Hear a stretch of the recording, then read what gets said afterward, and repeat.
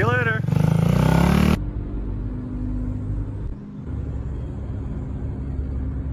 A monster 140 big bore kit.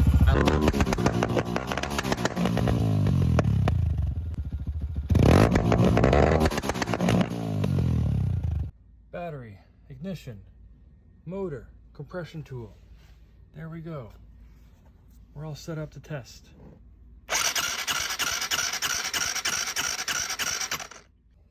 So this is the part that I wanted to video for my nephew, so he can see it exactly as I seen it. There we go.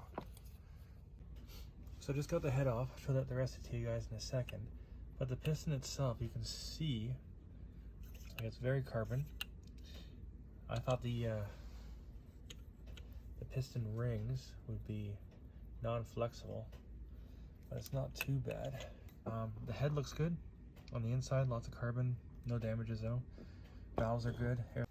First thing we're gonna take a look at is the gaskets. Obviously it's a new one. That's the old one, and you'll see that there's some issues here.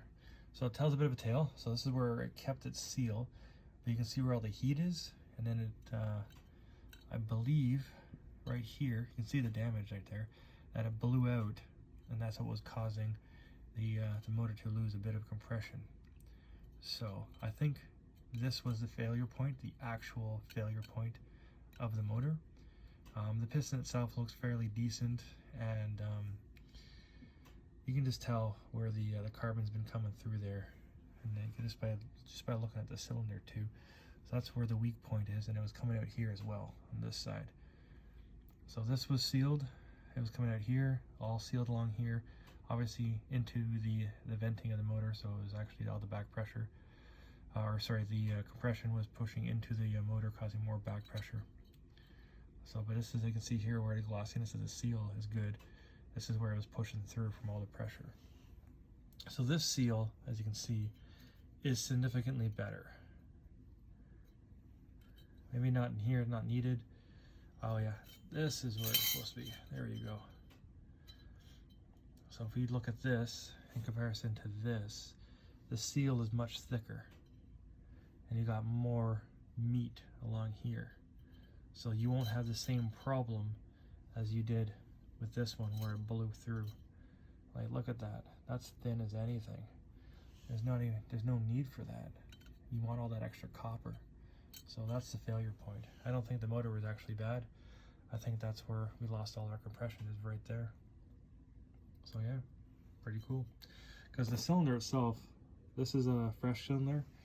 This is a well-used cylinder. If I can get some better looks in here. And you can see it's glossy and still, but you can still kind of look and see the cross hatching. Like, it's not that bad.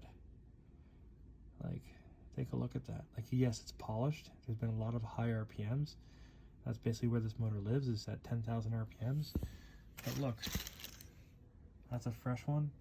You can see all the cross hatching, but you can still see the cross hatching in this one. Yes, it's glossy, but yeah, pretty cool, eh? Now to reassemble the motor. We get the piston installed, then we put the seal on. We're using our copper spray for our gasket adhesion per motor. Once the piston's installed, we're able to add the jug right over top, and you use the jug to actually install the piston.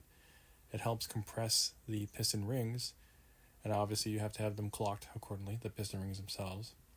And the jug is beveled on the end of it. So it slides right over top of the piston. You shake it around, move it around, and it'll pop right on in. After that's all said and done, and you'll see that happening momentarily,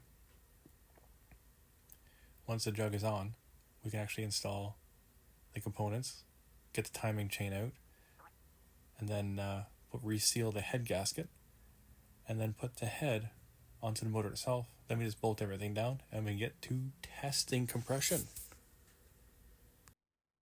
Motor just rebuilt, battery, ignition, compression tester, and engage. So this is cold, and we have about 100 and just under 175, so I'd say close to 160 cold. Not bad.